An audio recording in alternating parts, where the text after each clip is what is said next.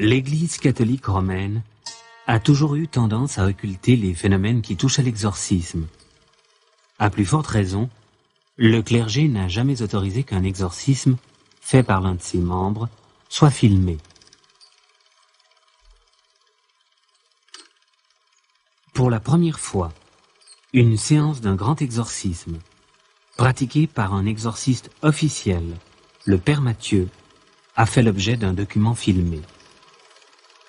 Ce document exceptionnel illustre un cas de possession démoniaque. Témoignage du docteur Sanchez, 47 ans. A assisté à plusieurs grands exorcismes du Père Mathieu. Lui seul a été autorisé à réaliser ce document. J'ai tourné ce film pour témoigner de l'existence réelle de Satan. Pour témoigner d'une manière irréfutable, au moment même où la plupart des gens, et malheureusement particulièrement le clergé, pensent que les exorcismes, que la possession démoniaque sont des choses d'un autre temps. Eh bien, ce n'est pas vrai. C'est d'actualité, et au moment même où je vous parle, il y a un plus grand nombre de possédés qu'il n'y en a jamais eu. Malheureusement, la plupart des gens actuellement, compte tenu du contexte ecclésiastique dans lequel nous vivons, ne croient plus à l'enfer, et ils ont bien tort. Et leur montrer un document que j'ai vécu, auquel j'ai assisté, qui m'a douloureusement touché parce qu'il s'agit d'un ami, était une chose unique. Ce n'est pas un montage, ce n'est pas une invention, c'est un fait que j'ai vécu tous les jours pendant plusieurs années, et c'est la raison pour laquelle j'ai voulu le filmer, afin d'en donner témoignage à tous les gens qui auront la chance, et je dirais même mieux, la grâce de le voir. Voilà pourquoi j'ai voulu, entre autres choses, tourner ce film. Animo tutus et corpore. Tu pectoris sus interna custodias, tu viscera regas, tu cor confirmes. Salve Regina, Mater Misericordiae, vita dulcedo et spes. Voyez-vous, cet homme est arrivé, il avait 50 et quelques années. Il ne pratiquait pas, puisqu'il faisait de la magie depuis l'âge de 6 ans. Et il a fait tout le mal qu'on peut faire quand on n'est pas chrétien. Eh bien, cet homme, il a vu toutes les messes de la création parce qu'il s'est converti, et à partir de sa conversion, il avait mal dans le ventre. À l'absolution de ses fautes, il a pris mal dans le ventre. Alors il a vu tous les médecins qu'il a pu, et finalement on lui a dit, mais écoutez, il faut voir un prêtre, il a fait autrement. Alors, il a obtempéré, n'est-ce pas? Il a cherché, et puis alors on lui a dit, mais prenez la direction de Besançon. Il est venu. Voilà. Nobis post hoc exilium ostende, o clemens, o pia, o dulcis Virgo Maria. Quand il m'a raconté son histoire, je n'ai pas hésité pour penser qu'il était possédé. Ça ne pourrait pas. Alors, j'ai commencé les exorcismes, et ça s'est avéré au bout d'au moins 20 exorcismes avant que Satan se dévoile.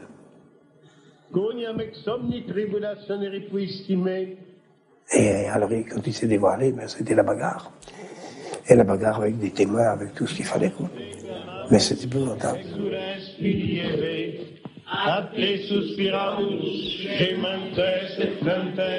Inac lacrimarum valle potestate mitagite in genam regna ergo advocata nostra illos tuos misericordes oculos a nos omnem virtutem inimici et nihil vobis nocebit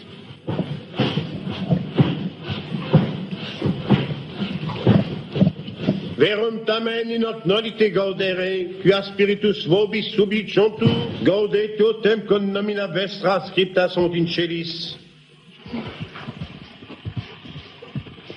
Imperatibi Fides sanctorum apostolorum Petri et Pauli, et ceterorum sanctorum, imperatibi martyrum sanguis, imperatibi continentia confessorum, exorcismo. On me demande parfois pourquoi je parle latin. C'est parce que les gens ne le savent pas. Oui, mais alors quel intérêt y a-t-il? L'intérêt, c'est que Satan, quelquefois, me répond en latin, alors qu'elle ne le sait pas. Et à ce moment-là, il y a autre chose. Comprenez-vous? Et ainsi de suite, il y a des... Mais il vous répond quoi, Satan? Mais il me répond à la question que je pose. Et quelles sont les questions que vous posez? Par exemple, dis-moi ton nom. Non. Dic mihi nomentum. Je ne sais pas ce que ça veut dire. Réponds non. C'est clair. Comprenez-vous? Et pour tout, c'est comme ça.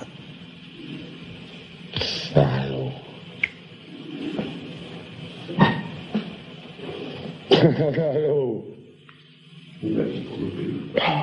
Oh, c'est pas mon ami. In nomine sanctissime Trinitatis. C'est pas mon ami. J'en suis heureux. In nomine sanctissime Trinitatis. J'ai une religieuse comme m'avait envoyé un évêque, qui m'a répondu, quand je lui ai demandé Dic mihi nomentum, m'a répondu Lucifer. Lucifer. Je vous assure qu'à ce moment-là, on a un petit frisson dans le dos. Parce qu'évidemment, on s'attaque par conséquent au patron. Mais c'est pas rigolo. Ça fait peur? C'est-à-dire qu'on sait, on est dans la sécurité parce que, malgré tout, nous savons que l'Église nous donne tout ce qu'il nous faut, n'est-ce pas? Mais malgré tout, c'est quand on manie ces armes-là, contre un ennemi qu'on ne voit pas. On l'entend quelquefois, bien sûr. On voit les conséquences de sa présence par les contorsions du corps du malade, de la malade, n'est-ce pas? Ah, ben bien sûr, ou bien il ne bouge pas. C'est la catalepsie, absolument. Il ne peut ni bouger, on ne peut pas lui remettre le doigt, on ne peut pas s'en remettre tout le corps. Vous voyez, ça dépend. Il n'y a pas un cas pareil.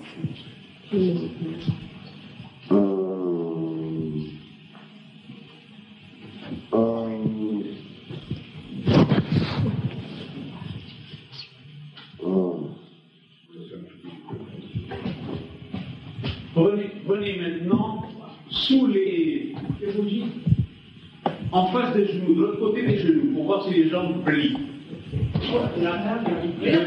C'est la table qui s'en va. C'est la table qui monte. C'est la table qui monte.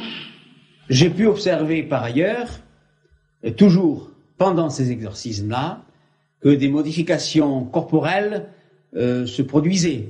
Par exemple, les muscles n'étaient plus des muscles, c'était de la pierre. Je n'enlève qu'un à la fois et les deux qui viennent ensemble. Et cet état-là était en relation directe avec l'exorcisme et pas autre chose, puisque lorsque l'exorcisme était terminé, il redevenait un homme normal, ou en tout cas apparemment normal, comme tout le monde. Notre-Dame de Fatima, viens à notre secours. Les sangles que vous voyez, et qui sont extrêmement robustes, puisqu'il s'agit de cuir et qu'il a 3 mm d'épaisseur, sont là de manière à contrecarrer l'action explosive du démon. Pendant l'exorcisme, en effet, le possédé que vous voyez là a une force absolument surhumaine, à tel point que plusieurs hommes n'arrivent pas à le maîtriser sur cette table. Pour cette raison, les sangles sont destinées à l'y maintenir. Voilà pourquoi il est sanglé. Et il est sanglé aussi parce que on craint que certains gestes inattendus puissent blesser aussi l'entourage. Ce n'est pas à écarter. Sors de cet homme. Sors de cet homme. Je te l'ordonne, mon Christ. Sors de cet homme. In nomine Patris, et Filii, et Spiritus Sancti. Et Patris in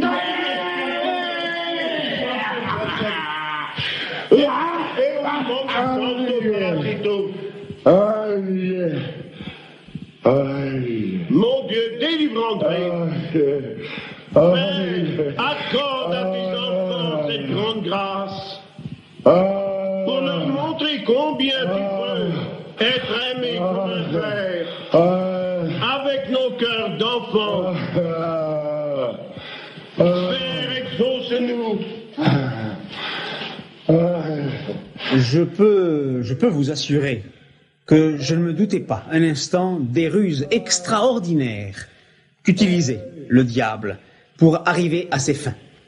Salve Regina. Et il ne faut pas croire, en voyant ces images, qu'il s'agit du possédé lui-même. Le possédé est absolument inconscient. Il ignore tout ce qui se passe, il est parfaitement inconscient. Son corps qui devient comme de la pierre, qui pèse des tonnes, les grimaces qu'il fait, ses yeux injectés, ses rictus, ces crachats qu'il envoie au visage des prêtres, il est absolument inconscient de tout cela. Et c'est le diable qui le fait en se servant du corps du possédé. Par conséquent, le corps du possédé est entièrement sous sa domination et s'exprime à la place du diable. Et d'ailleurs, pendant les exorcismes, je peux vous assurer que les gens qui l'entourent ont peur. Le seul qui n'a pas peur, c'est le Père Mathieu.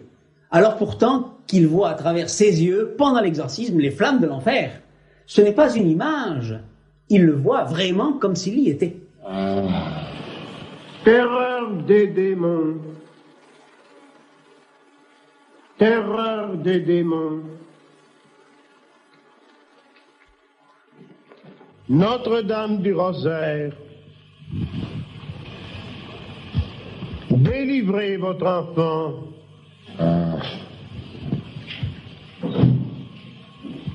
Chassez Satan du corps de votre enfant. Par le sacerdoce du Christ, Satan sort de cet homme. Père, chassez le démon pour toujours. Repousser en enfer Satan et les autres esprits mauvais qui errent dans le monde pour perdre les âmes. Pendant un siècle, on a récité cette prière de la part de l'Église. Et on l'a supprimée. Pourquoi? Parce que Satan en avait marre. Et c'est lui qui a obtenu ça. Satan s'est arrangé pour pouvoir faire disparaître toute lutte, toute résistance contre lui.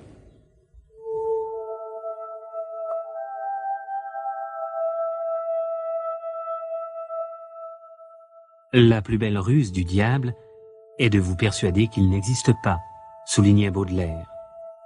Mais à la fin du XXe siècle, peut-on encore croire au diable? Une question d'actualité, à un moment où l'on assiste à un regain d'intérêt pour les sciences occultes et la parapsychologie.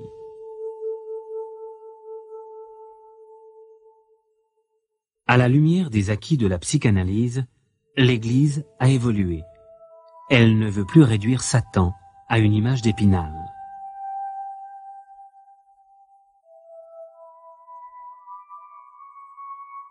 Pourtant, l'Église catholique continue à nommer secrètement des exorcistes officiels, même s'ils sont de moins en moins nombreux. Parce qu'on ne veut pas faire du mal à Satan. Ou plus exactement, on n'y croit plus. Alors on ne se bat pas contre celui qu'on ne connaît pas. C'est pas possible, ça. C'est peut-être pour ça qu'il fait tant de mal. Oui. Mais vous, Père Mathieu, vous l'avez rencontré, Satan? Oui. Je peux le dire. Je peux le dire. Quelle impression ça fait?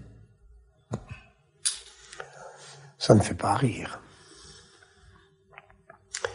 Mais d'un autre côté, il ne faut pas avoir peur. Car un enfant qui ne quitte pas sa mère peut être défendu par elle comme si c'était une lionne qui défend son petit. La Sainte Vierge défend son enfant. Dans l'exorcisme, si on est en règle, on ne doit pas avoir peur, on ne peut pas avoir peur, car tout de même, il y a l'amour divin entre Satan et l'enfant que nous sommes. Les anges.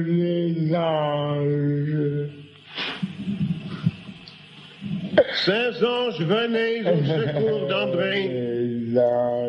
Chassez le démon pour toujours.